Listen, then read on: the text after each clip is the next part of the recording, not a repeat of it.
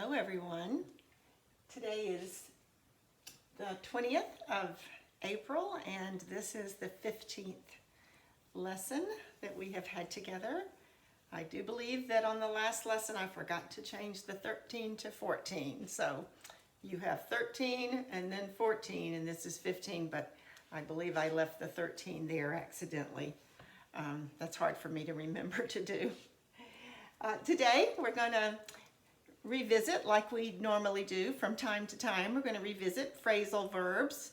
We have this huge long list and we have been just taking a little portion of that list at a time, and that's what we're going to do today. We're going to do a number of phrasal verbs in the starting with the letter L. So if you have your phrasal verbs list, excuse me while I pull this up. If you have your phrasal verbs list, you might want to open it up. I have it on my computer if you need me to send you one for future reference. So here we go. We're going to start out with let someone down. Okay? Let someone down. When we let someone down, we disappoint.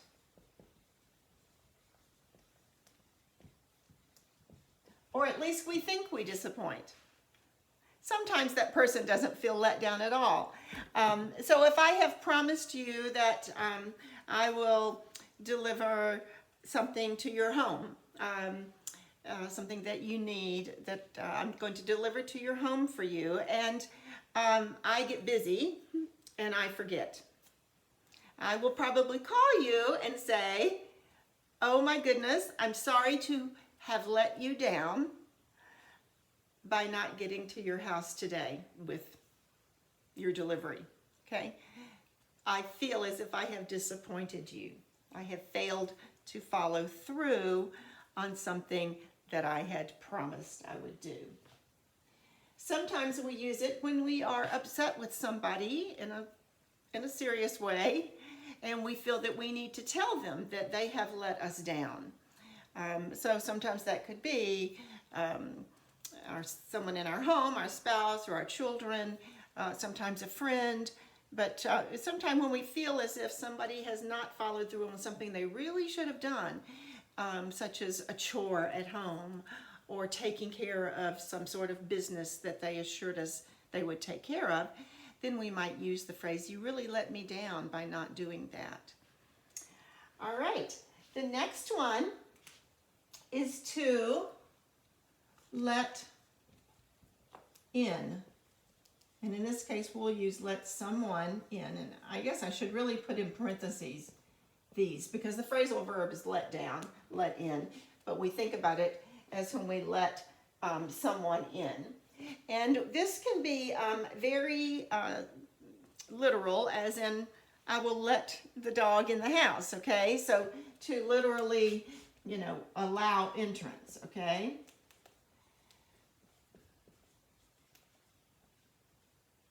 Oops.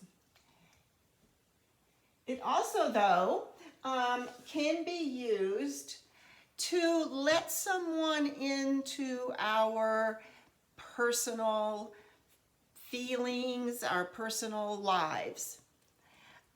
So it has sort of a psychological meaning if it's used that way. So it's very literal, let someone in. But the other is to, also it's allow entrance, but it would be allow entrance, allow entrance into our personal I'm going to say lives. That's the best I can really think of, to use right at this moment.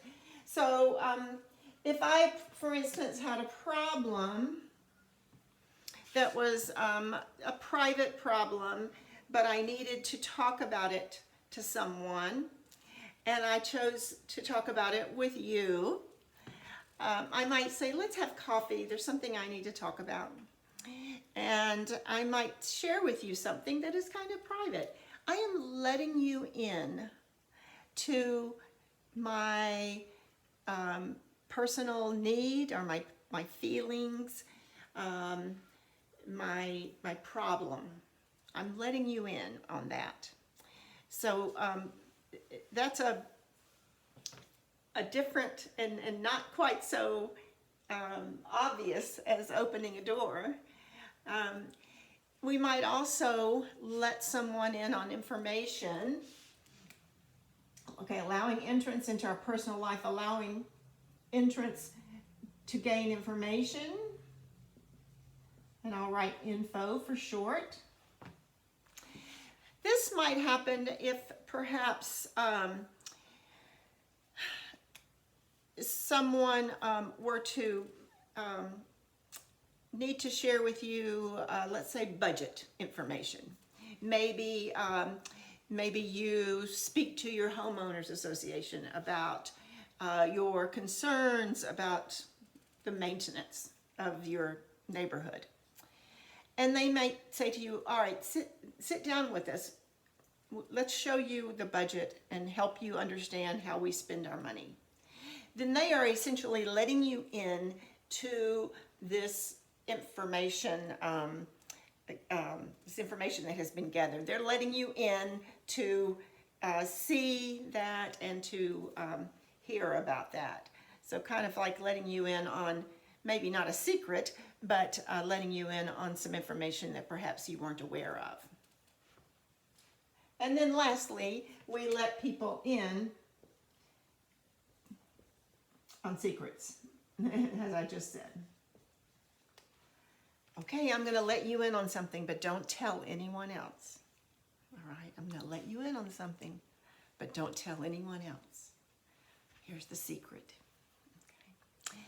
So let in, obviously, is used in a number of ways. Can be a little bit confusing. Definitely keep the word allow entrance, okay? Because each of these ways allows entrance, but to different things, okay? Usually when someone has let you in on their personal lives, let you in on a secret, let you in on information that might be a little bit private, okay? That person trusts you. They believe that you can handle the information appropriately. So usually it's a sign that there's a good sense of trust in the friendship there or the relationship. All right, we're going to do a couple now with, grab my eraser. We're going to do a couple with look.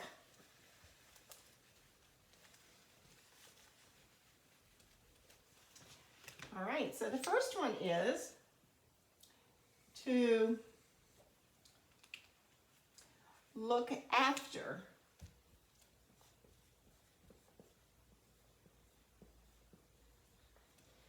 To look after, and this would be someone or something. To look after someone or something, and that simply means that we're going to take care of it, okay?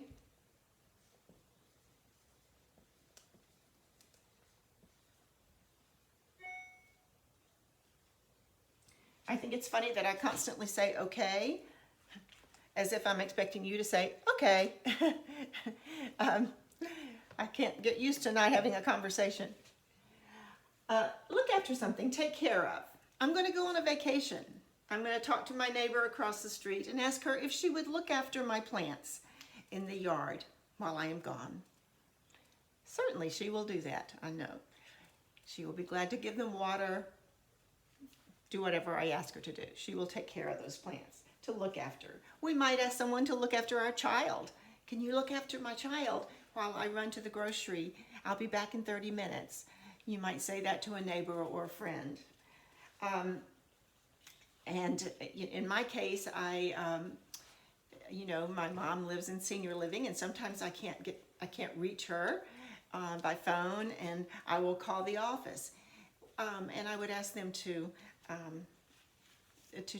check on her, and if something's wrong, would you look after her until I can get there?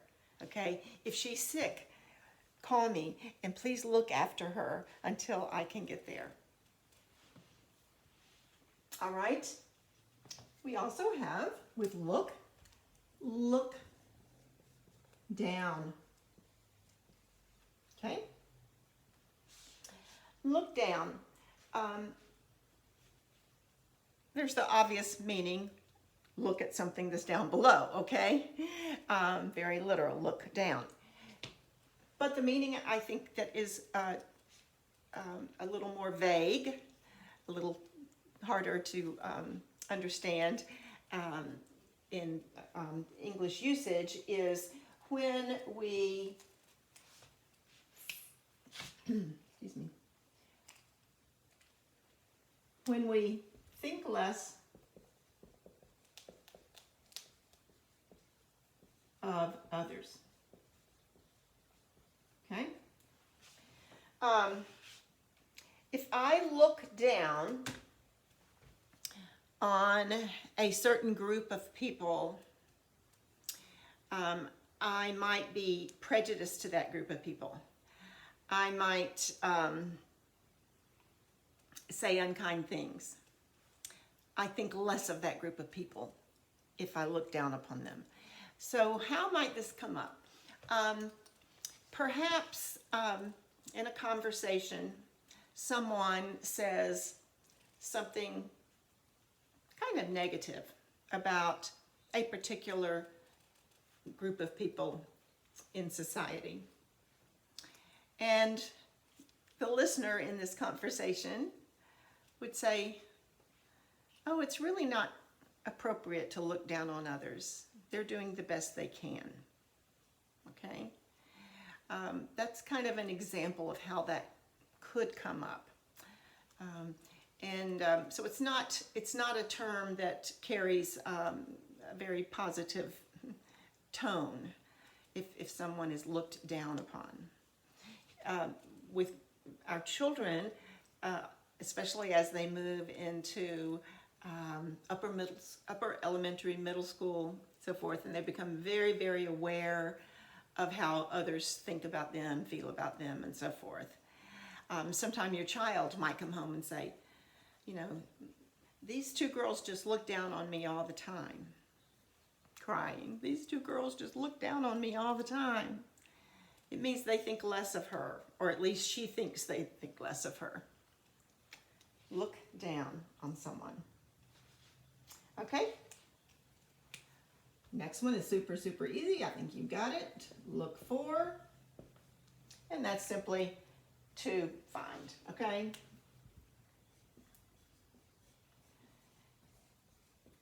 And that can be items.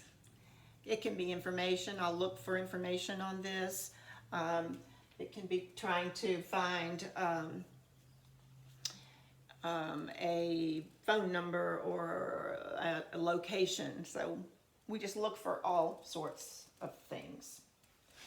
And then slightly similar to that is look forward. So look forward. Okay? Look forward is to have excitement about the future. Okay?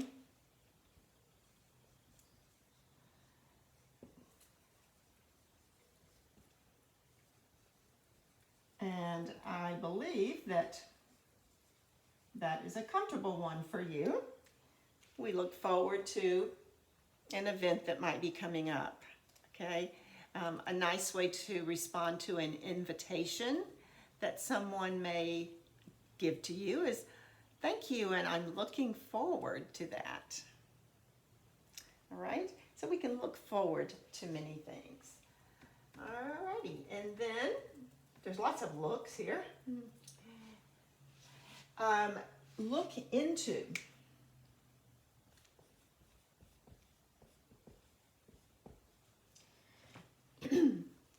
If we look into something, well, we can, of course, very literally look into something, see what's there. But the more vague example of looking into is to investigate.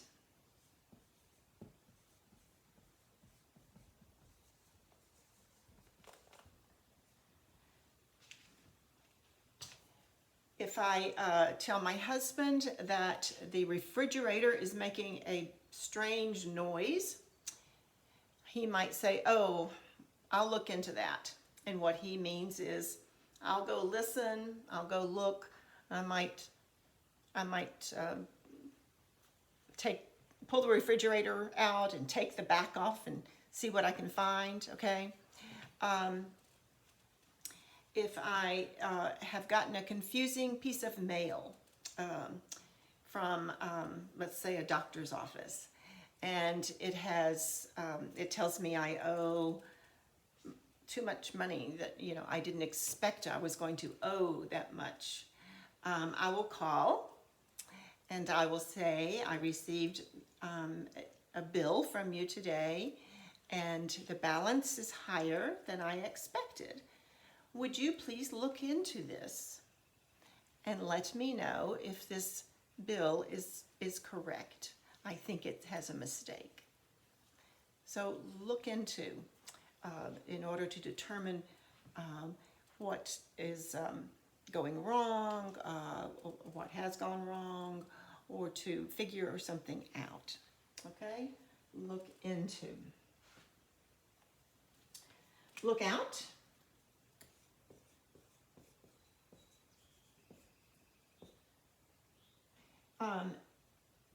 Obviously means to be careful, okay? Another word that is a good word to know is vigilant.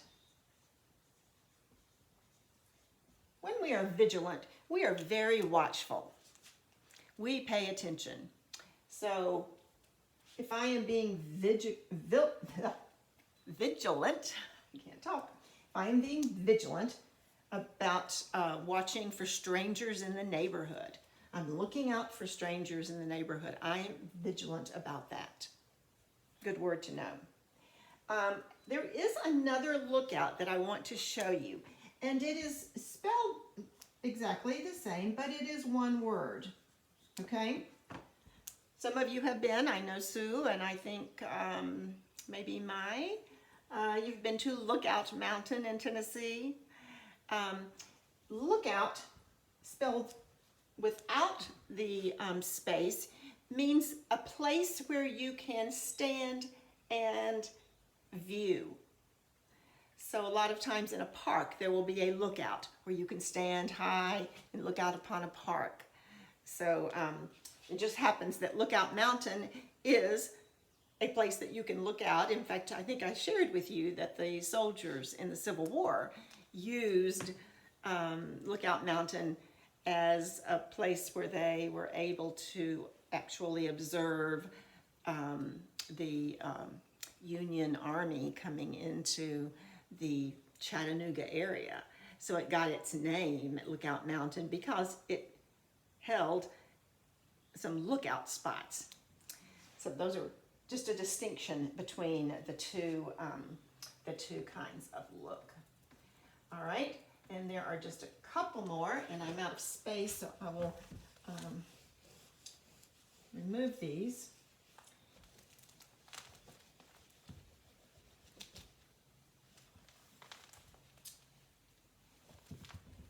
Okay, and this one is look over.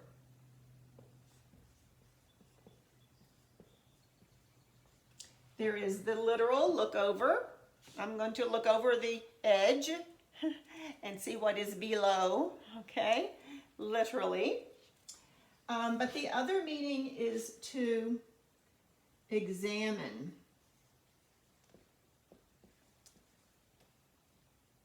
Okay, I mentioned a few minutes ago about calling and telling someone that the bill was too high, and could they look into this matter and see if I had been overcharged. I could have also used look over. Would you look over this bill and tell me if you see a problem, very similar. Look over to examine. A teacher looks over her students' work when he or she grades work. They look over the work. All right, and then look up.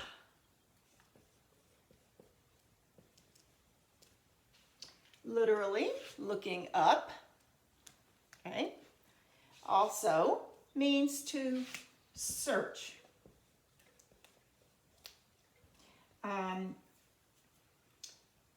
So we look something up on the computer in the big database using Google, okay?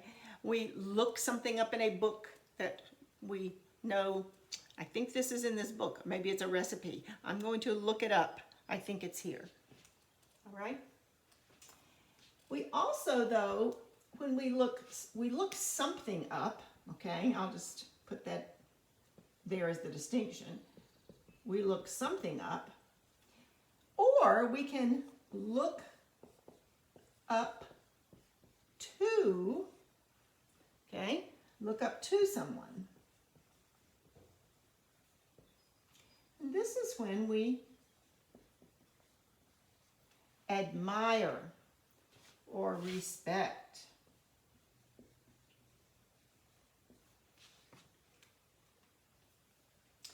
We have heroes in our lives who we look up to.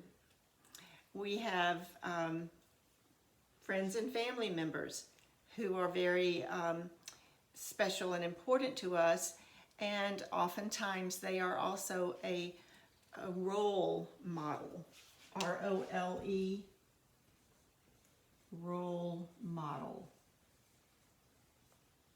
Role model is a person who shows us how to live. So we look up to certain people because they, we admire them. We admire them for their knowledge or for their kindness or for their patience or for the many things that they have accomplished. They become a role model for us. We can look to them, look up to them to always make ourselves better. It is so important for us to have role models. And it's so important for us to introduce our children to role models, whether they are people that you know personally in your everyday life, or family members, whom they've already been introduced to, obviously, or it could be, you know, someone who is a politician or an actress or a musician or an athlete, an Olympic athlete or something. These kinds of people, though, you know, we want our children to, you know, have an idea to look up to these kinds of people who have really done well in so many ways in their lives. All right, I've gone over time on this one. Sometimes I go over, sometimes I go under. So I'm going to stop and we'll pick up on a new topic just shortly.